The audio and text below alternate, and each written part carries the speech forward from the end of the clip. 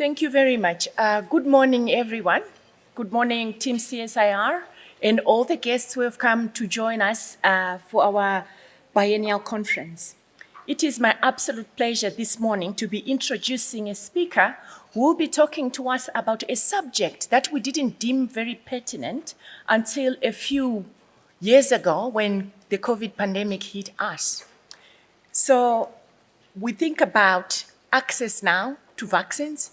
We think about access to medicines more, I think, than we used to.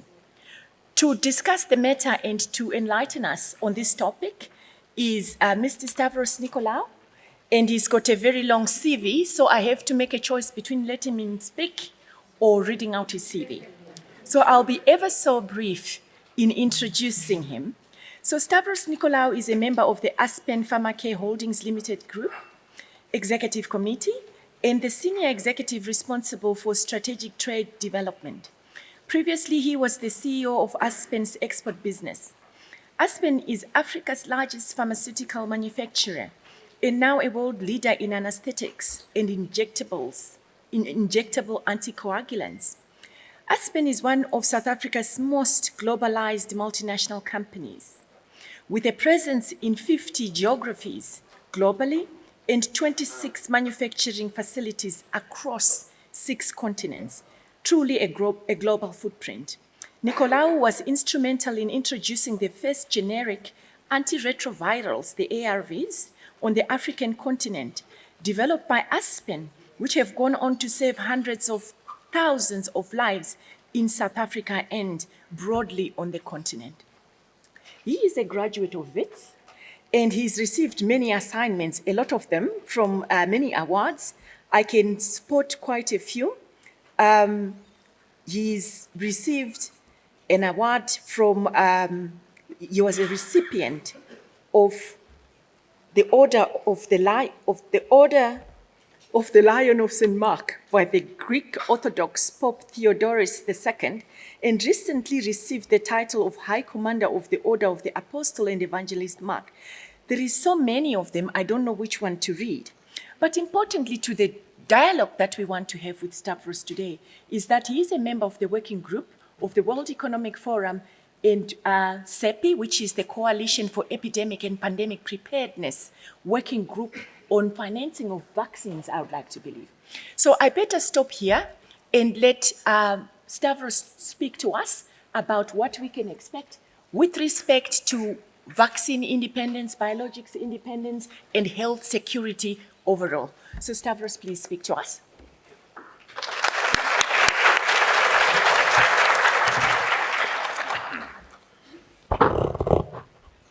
Rachel, thanks very much, Rachel, the moderator. I would have preferred, ladies and gentlemen and distinguished colleagues, if there was a roving mic. As you can see, I'm rather vertically challenged, and I'm afraid some of the people in the front rows might not see who's doing the talking. I'm going to try and speak from the podium and project my voice, and I hope it works. And in the meantime, I'm going to ask the organizers if there is a roving mic. That will be immensely helpful. So let's try that. If it doesn't work, I'll come back to the lectern here, right? Okay, so thanks. Are you able to hear me?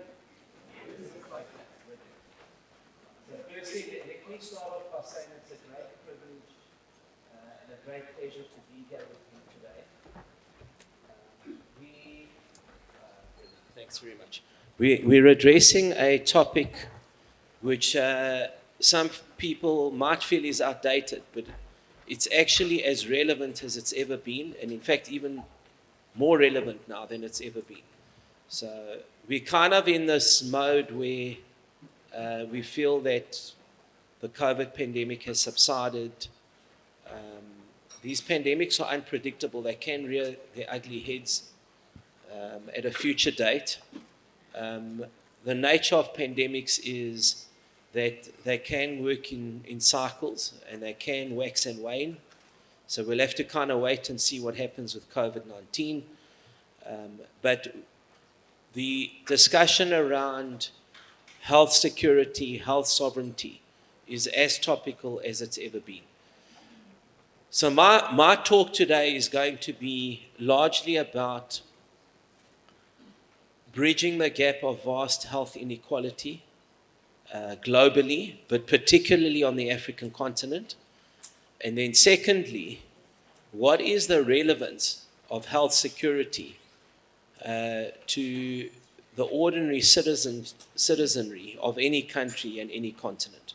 That's where I'm going to place the focus, because many of you in this room might not have an affinity for healthcare, and you might be saying, well, is this really relevant to me?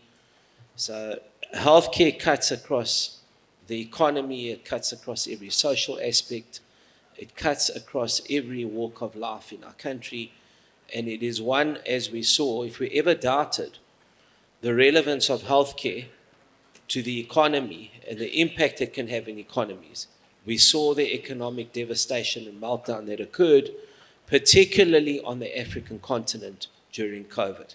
Now, we can never afford to repeat that again. We cannot have, we've got a big business in China. They're back into lockdown mode. It's devastating for economy. So even the Chinese economy, as resilient as it's been for the last 3 decades, is taking strain. So there should be no doubt how important health security is to every single facet of life, including lives and livelihoods. So what I'd like to do for about 10 minutes, I just want to track where we were with the pandemic in the early onset, the journey that we've traversed, how we are going to ensure futuristically that we are a lot better prepared, and how do we, most importantly, build capability, capacity, expertise, experience, skills, and retain talent on the continent so that this continent can take its rightful place in the global setting. I'm going to take you back to December 2019, January 2020. Okay. At that time, we were starting to come to terms, there were reports filtering through about this new virus, and at that point in time, it had not yet been declared by the WHO as a pandemic. It took about 45 days for it to be declared as such.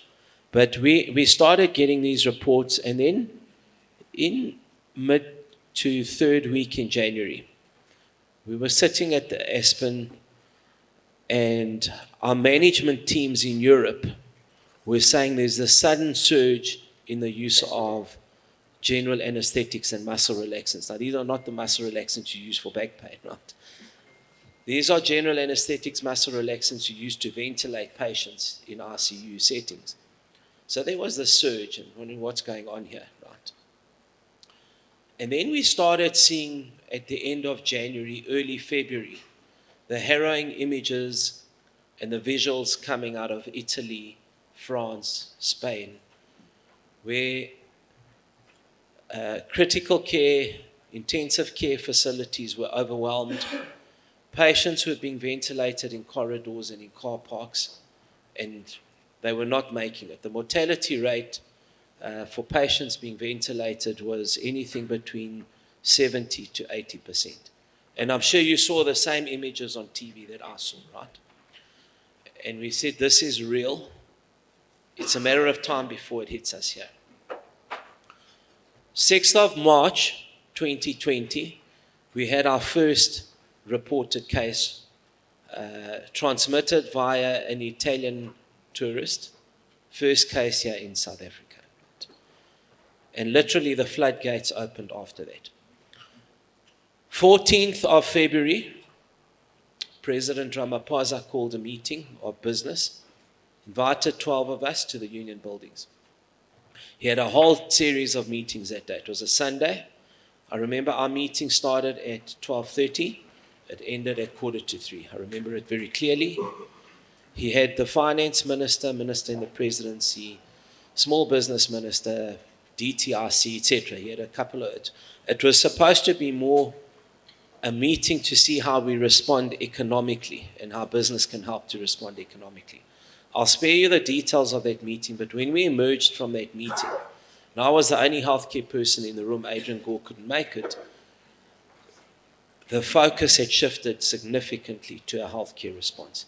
And out of that meeting, Business for South Africa was constituted and the Solidarity Fund.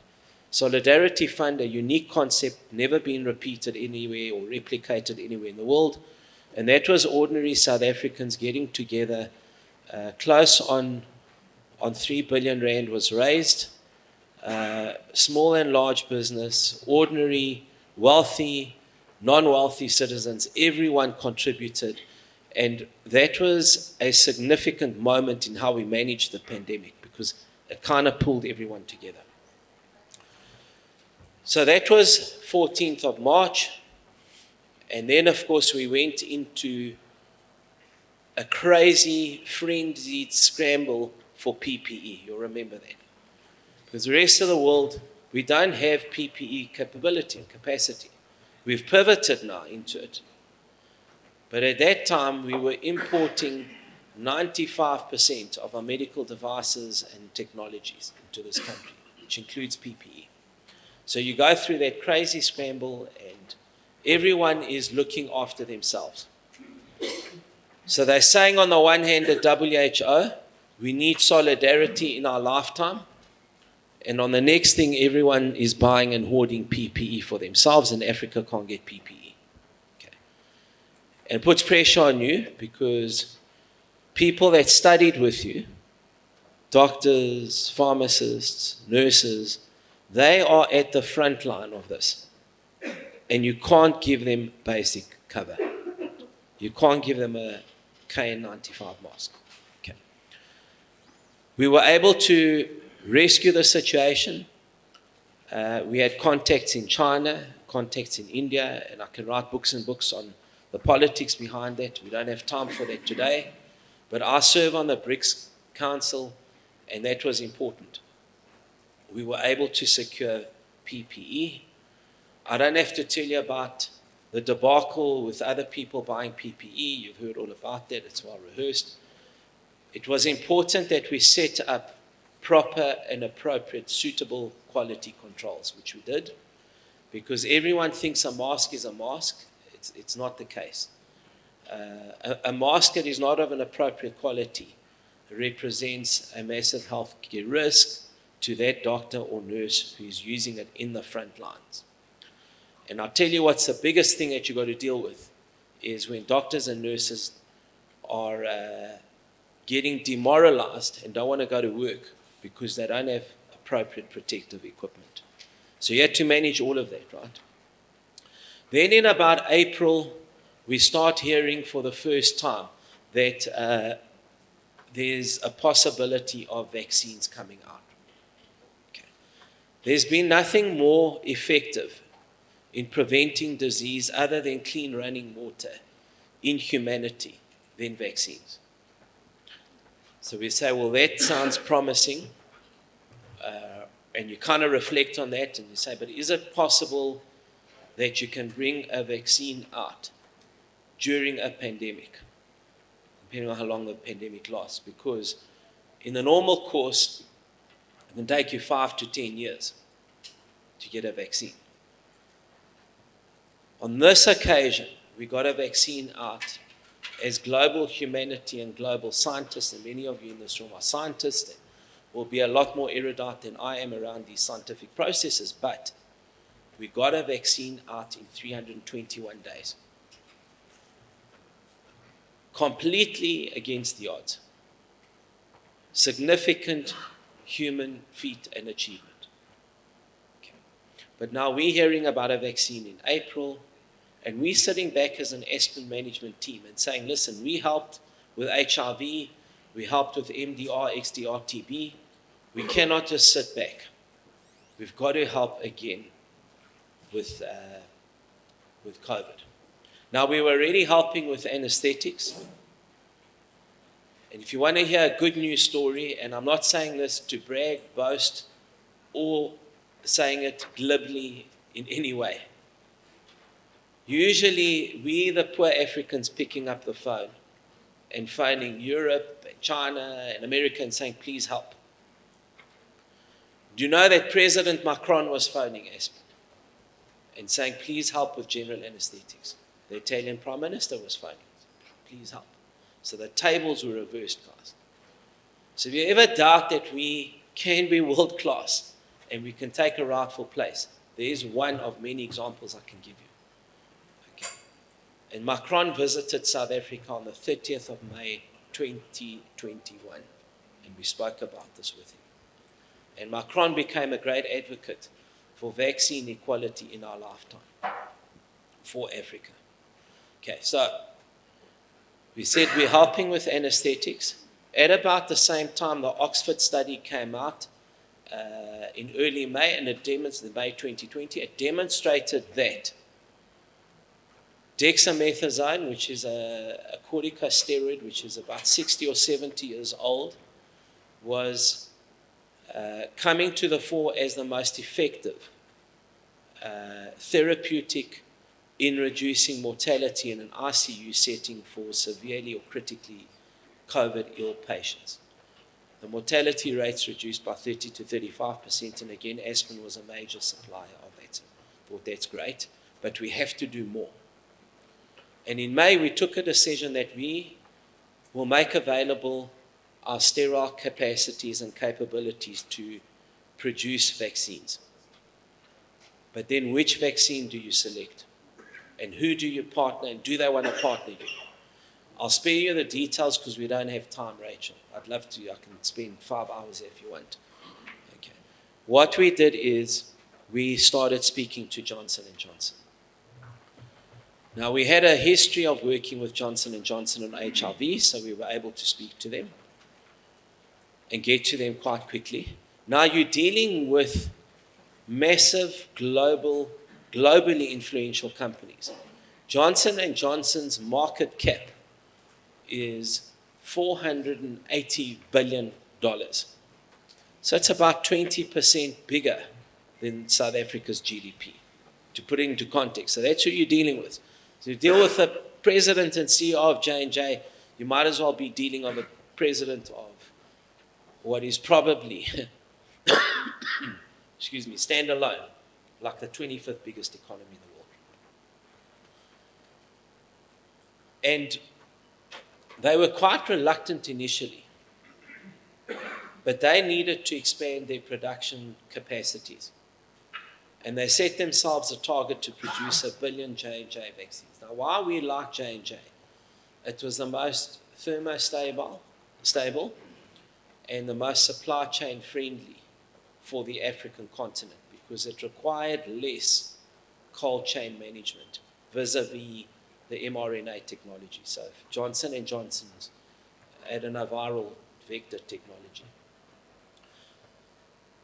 We signed a contract manufacturing deal with them in September, 29th of September 2020. And then we had to commence a technology transfer arrangement with them. Now, they being J&J, selected 11 contract manufacturers around the world. We were the only one in the Southern Hemisphere and on the African continent. We were number 10 of 11 that got selected. And at the end of it, we were the ones that completed the technology transfer the fastest, number one. And number two, we were the only ones that were able to scale up quickly enough and landed up producing 225 million doses for and on behalf of J&J, the most that anyone produced out of the entirety of their contract manufacturing consortium. Okay, so that's a feather in the cap for the country, I feel, because you're the only one in the Southern Hemisphere and you leapfrog from 10 to 1. Okay, position 1. So we should never doubt what is available in our country, what we're capable of. We should never doubt our scientific capabilities and prowesses. So that was a fantastic story. So now you're kind of doing this technology transfer. You've got to go through buffer batches, validation batches.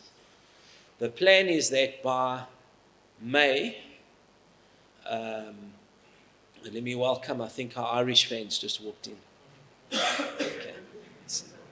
It's feeling bullish for Saturday. So I was just saying that with J&J, they gave us this technology. We're going to be ready by March 2021. Okay.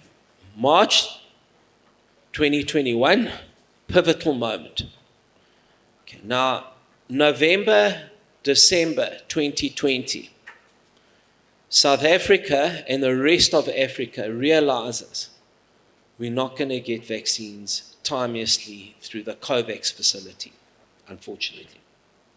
It's not going to happen. Now we're late in the process. Why? Because Europe and North America has pre-ordered through advanced purchase agreements all the vaccines. So there's no vaccines left. So in other words, in June, while they were still in phase 2 studies, Europe and America forward bought all the volume. Okay, and Africa relied on COVAX, and COVAX were not going to get vaccines. China had their own vaccine through Sinovac and Sinopharm, and Africa was in the lurch. In December 2020, we managed as South Africa to secure a small consignment of AstraZeneca, 2 million doses. Why was it 2 million? And it was, to get 2 million was like trying to find a needle in a haystack. But we secured 2 million, and we were going to vaccinate our healthcare workers, all 900,000 of them, so that at least when we went into the winter months of April, May, June, at least we were protecting our doctors at the front line. Come 17 December 2020, South Africa is the first country in the world to genomically sequence the beta variant. First in the world. So instead of being applauded, we got travel bans as your reward, okay? So well done, South Africa, you were the first, but we're slapping you with a travel ban. And all of you know it was a bleak December that year because our industry, tourism industry, was scaling up and it basically killed it off. And I remember it was a miserable Christmas. I remember with my own family, they never saw me, and my phone was full every day of people dying and people needing vaccines. And for my sins, that November, I got a call from the sports minister. He called me 3 times because I rejected him twice. And he said, I want you to come in as an interim chairman of cricket. Cricket South Africa. So, Minister, I do not have time. Can you not see what's going on? He says, I promise you it'll be a short stint, right? Highly, highly politicized. Now, why am I telling you a cricket story? Not because our Irish colleague walked in. I'm trying to balance things out. But on the 4th of February, I got a call from Graham Smith. And I see Graham's trying to call me the whole morning. I said, Graham, what's going on eventually? I'm busy, Graham. He says, Stav, Cricket Australia's president wants to speak to you. So I said, what does the guy think I don't have a diary?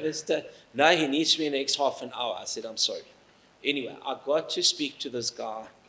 It must have been 1 o'clock in the morning his time, right? And he said to me, Mr. Chairman, we are cancelling the tour of South Africa because the pandemic is completely out of control. I sat and I listened to this guy, and I listened. And then I said to him, Mr. President, I think you should ask for a refund. No, and he said, Mr. Chairman, don't worry, we'll refund any of the travel arrangements. I said, I'm not talking about travel arrangements. I'm talking about your medical due diligence team because they've completely misled you, and I'm afraid you don't know what you're talking about. And I stuck up a slide And the slide showed that we peaked on the 20th of December, and on the 3rd of February, which was the day before he phoned me, we had come right down to a couple of hundred cases from a peak of 20,000. Why am I telling you the story? I'm just telling you how solidarity does not work. Everyone looks after their own interest. And even here in a sporting code that would have brought a bit of tourism in, even then, it's like watching Hunger Games. Because it's every man for himself. And you don't care what your neighbor does. Right? So now that was February. Now we're going to March. And in March, we have the President, the Deputy President, and 8 cabinet ministers visit Aspen in Port Elizabeth, Quebec. Okay? And there's a lot of excitement because our validation batches are going well and everything is on track. Okay.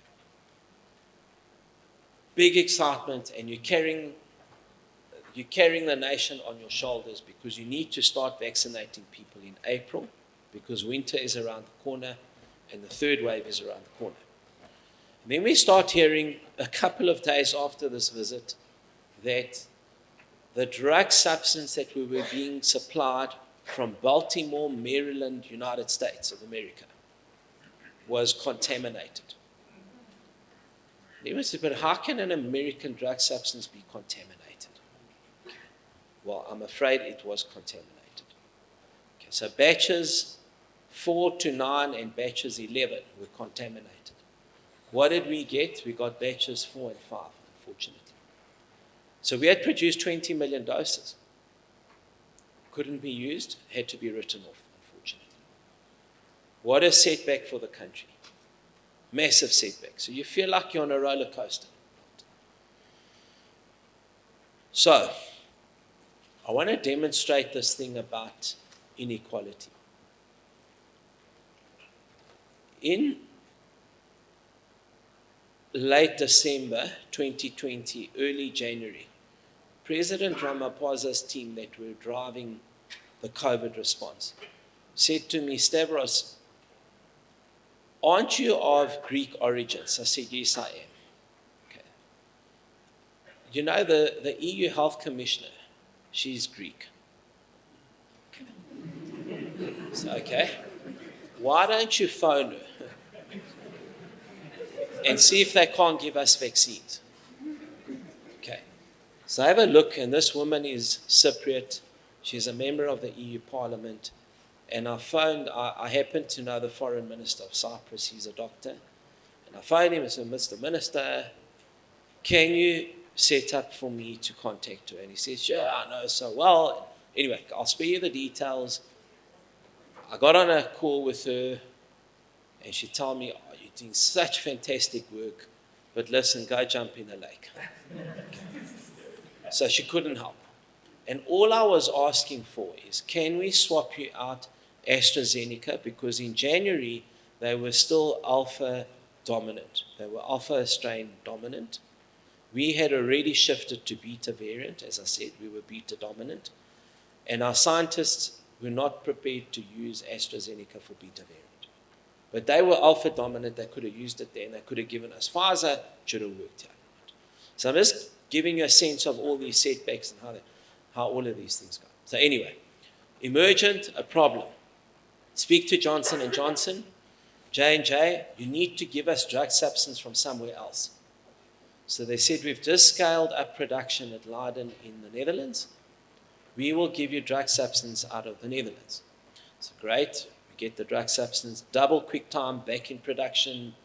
Said, okay, look, we missed out on April. Let's catch it at the end of May. Okay. Great. Then what happens? The EU says, no, that drug substance is our drug substance because we gave a billion euro grant to J&J Janssen Sealeg. So that belongs to us. Now, colleagues, can you imagine you're making a vaccine here in Africa? Europe has hoarded vaccines. Africans are dying.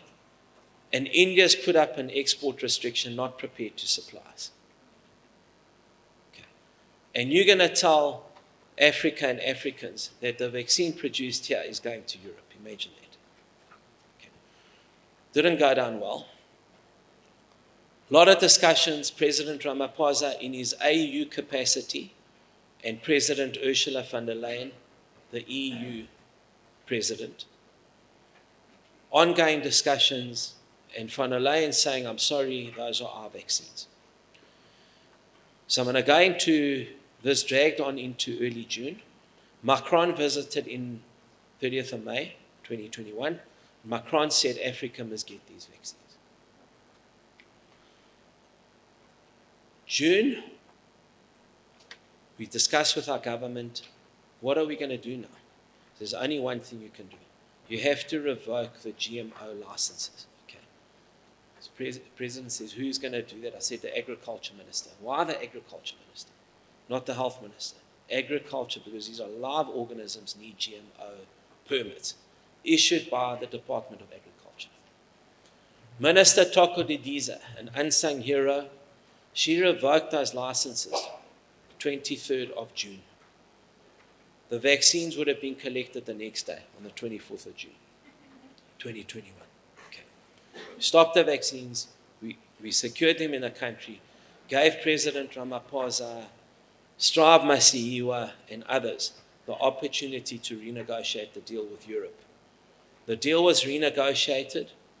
60% initially was going to stay in Africa. Eventually they got it to 100%. That was President Ramaphosa's dream. That's how we secured the vaccines. In parallel to that, the continent agitated and said we cannot have vaccines that are under contract manufacture.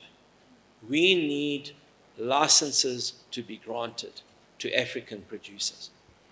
And on the 29th of November 2021, Johnson & Johnson granted Aspen the first COVID-19 vaccine license.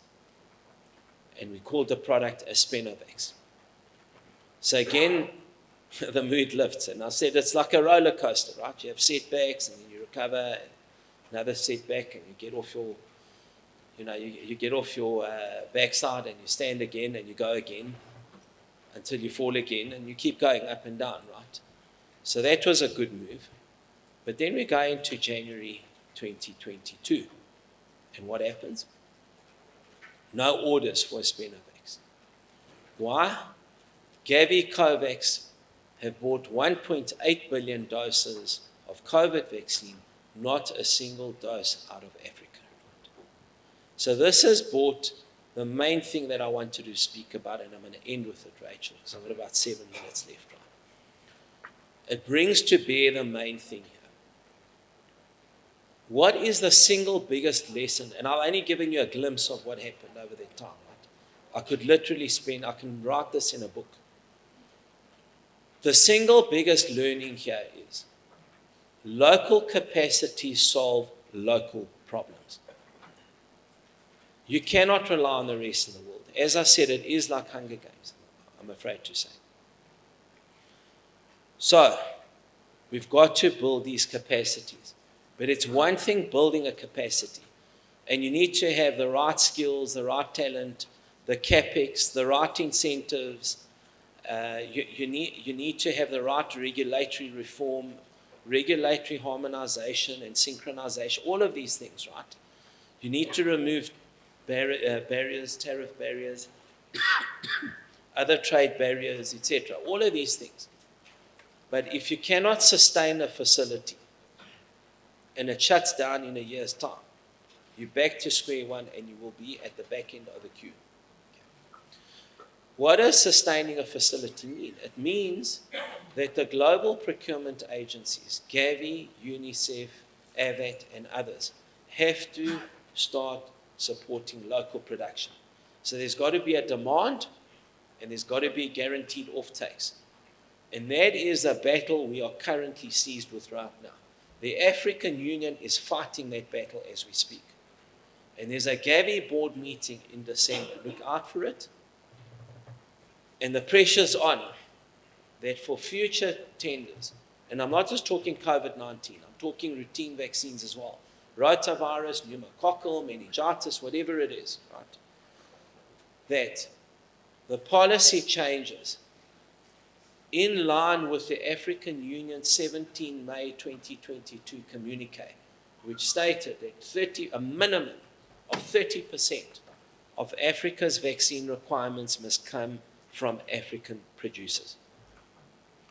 We'll be watching carefully to see how serious is the West about implementing this. And it's off the back of that Aspen recently signed an agreement with Serum Institute of India, which is the largest vaccine company in the world, giving us access to 4 routine vaccines. And those 4 routine vaccines are precisely so that we can have the technology, the capacity sustained on the continent. But if we don't reform global procurement, okay, and this is going to G7, it's everywhere. UNGA, it was at UNGA, it's going to Davos in January next year. If we don't reform, then we know where we sit as a continent. If we don't reform global procurement policy. Okay. So, ladies and gentlemen, I've given you a glimpse today of what goes on in a pandemic. The main message I wanted to leave you with is that there was vast inequality in the production, distribution, and administration of vaccines. You cannot rely on solidarity principles. They simply don't, they don't abide in a time of crisis. Everyone looks after themselves first. And Africa needs its own capabilities and capacities. It can do it. We've shown that we can do it. I gave you the Aspen example. And global procurement reform is critical. But let me end off with one other startling message, which I promised Rachel I would end off with. Right? Everyone's saying, well, great, we must be prepared for the next pandemic. And there will be a new pandemic. There will be another infectious, communicable pandemic sometime. Okay. As sure as I'm standing here in front of you. But we are already in the next pandemic. It's a pandemic called non-communicable diseases. Diabetes, cardiovascular disease, cancer. The rise of cancer on the African continent has had a doubling effect. Treating cancer today, I remember my dad died of lung carcinoma. I was 16 at the time. And there was just no treatment. You put the patient into palliative care, you give them morphine, and you try and make the last days as comfortable as you can. Right? Today, around 40% of your lung cancers are treatable. And they're treatable because of targeted therapies called immunotherapies. For those of you scientifically inclined, monoclonal antibodies, you know what we call the MABs, the NIBs, and the CAR-Ts. Right? Those are completely inaccessible to African patients. The other day I was looking at sickle cell anemia, again targeted therapy, $2 to $3 million. Changes your life if you've got sickle cell anemia, but who's got $3 million lying around?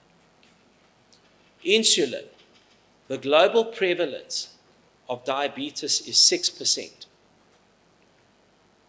20% of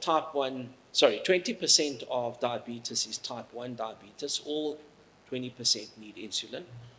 And 40 to 50% of type 2s will eventually need insulin as well.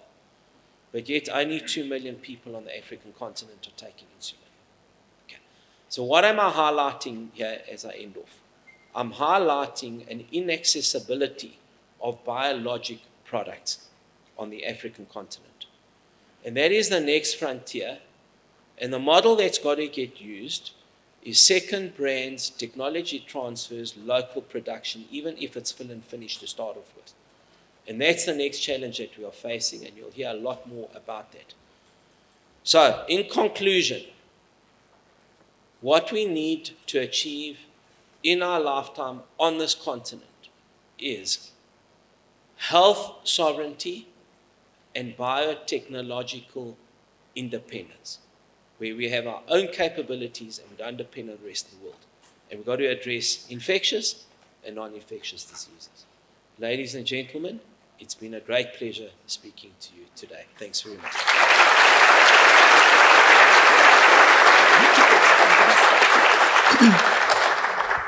Thank you very much. I deliberately left about 6 minutes or so for us to actually make it a little bit of a dialogue. So I would like to make a reflection and ask for a question or two from the room. Now, you speak about our need for that health security and health sovereignty. And the question that I ask is this. You spoke about reform of how we manage demand and how we manage procurement. And if we reform that, we might be able to buy our own stuff that we make on the continent. But do you think that if you think about the biologics vaccines value chain, we have what we need to actually make a sustainable industry of it, beyond actually the demand and the procurement? The skills, we need syringes, we need all sorts of peripherals, we need perhaps a research pipeline that fits that. What would it take for the biotech industry that makes these things to take off? Because we've been saying the biotech industry in South Africa will be the next gold for us. But it doesn't seem to be exactly happening. And I think this perspective has been shared since, I don't know, more than 30 years back, thinking about this. What's holding us back? So that's my question, and I want you to hold the thought, and I want to take a question from the room. And to see if there are any questions or comments, I will need my glasses. And my colleague in the yellow jacket, that's one. And then my colleague with the glasses is Neil. Okay. All right. So if you can ask your questions, and then you can respond to all three. Is there any other burning question? One more, maybe, perhaps?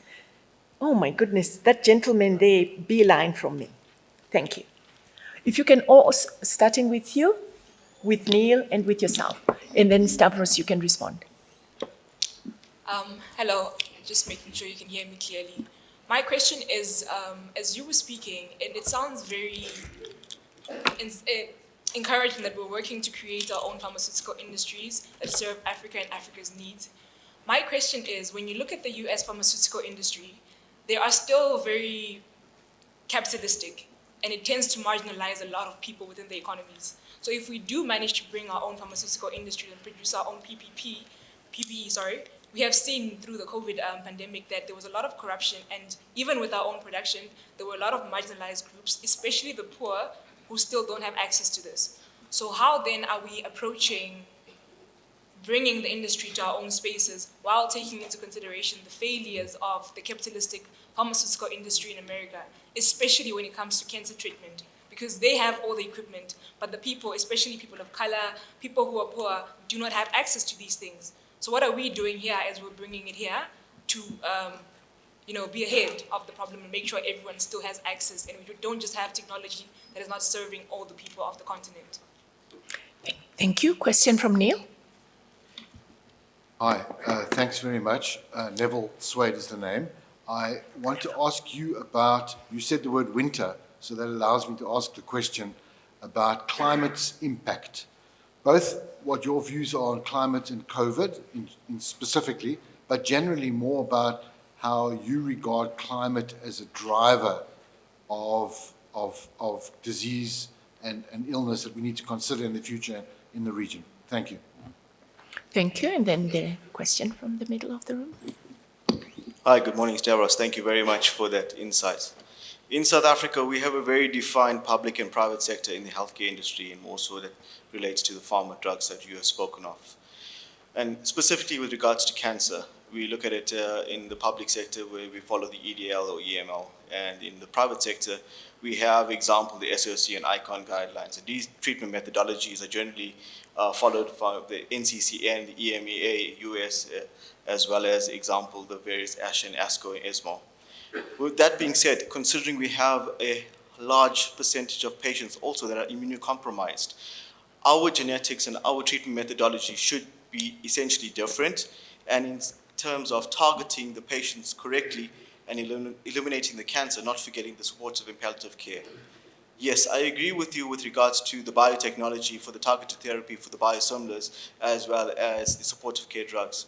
In your view, don't you think we also need to upscale the clinical trials that take place to ensure that when we do manufacture, the African genetics is also treated and we don't follow the methodologies of the European and US? We write our own methodologies due to the increased viral loads which may be impacting on the patients or the low outcomes of patients, because at the end of the day we have to impact the overall survival rates in South Africa, not forgetting all the other elements that do impact the patient's treatment outcomes. I'd like to understand how we would do this as a continent and more specifically as South Africa. Thank you very much. Thank you. If you can really keep it tight. Rachel, Because, yeah. I would have needed another hour, and I don't have that, right? So I'm going to answer in like 4 minutes because there are 4 issues. Okay. Let me start with your question first, right?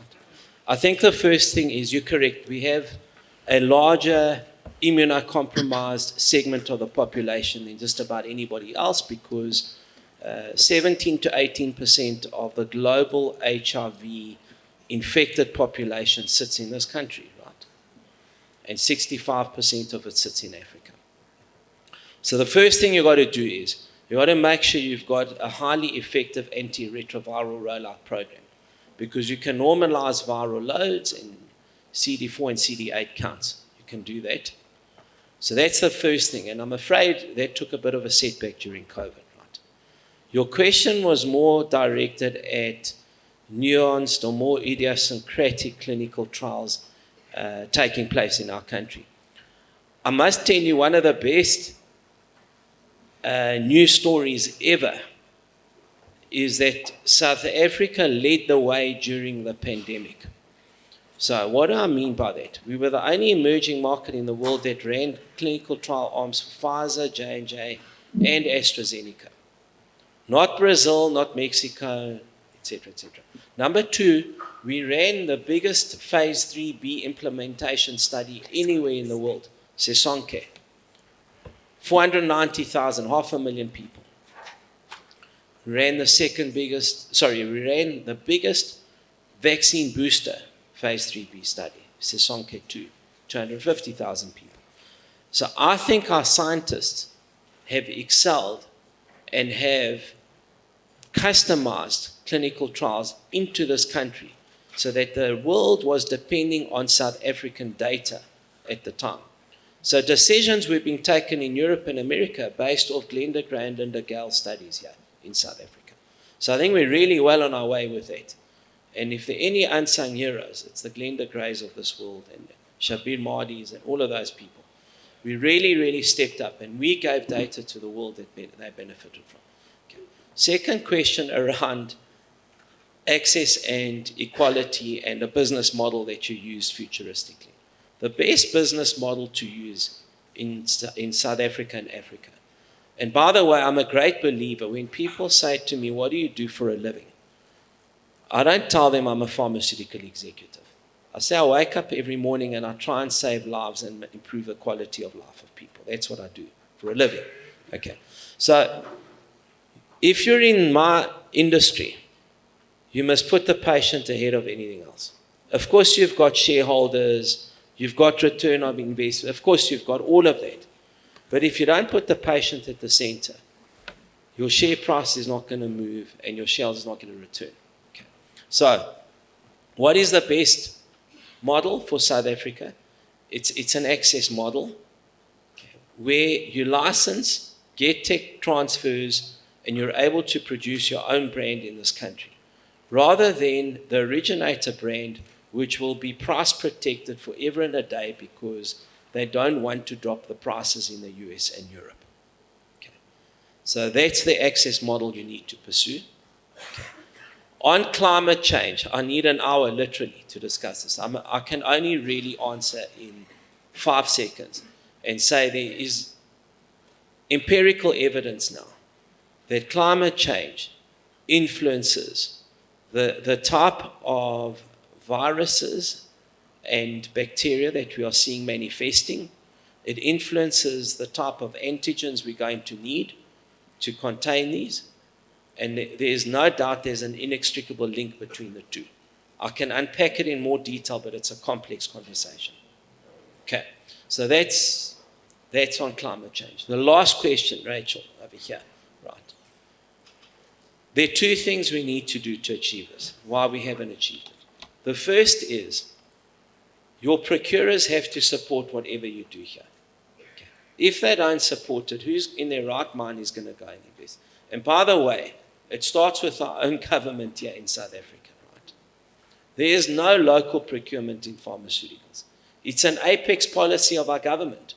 It's part of our economic reconstruction and development economic growth pathway, okay, what we call ERP. But yet, our very own health department does not implement local procurement.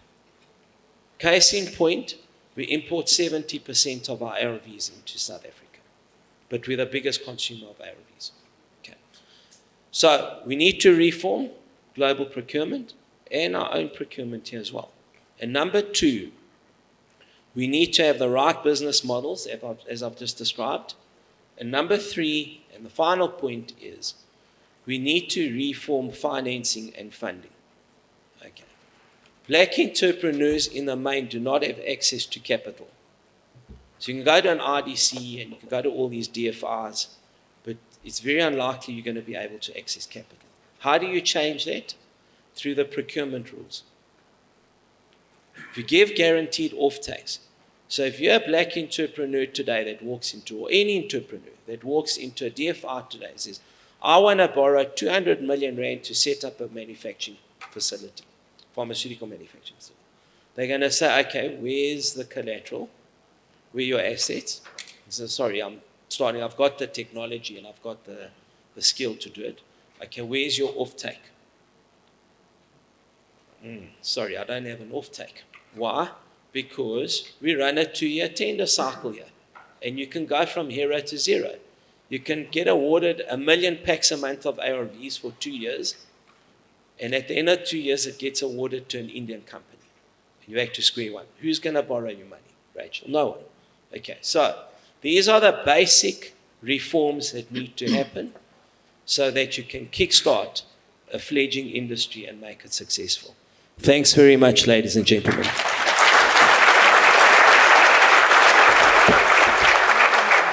It has been an absolute pleasure having you speak to us. So thank you very much.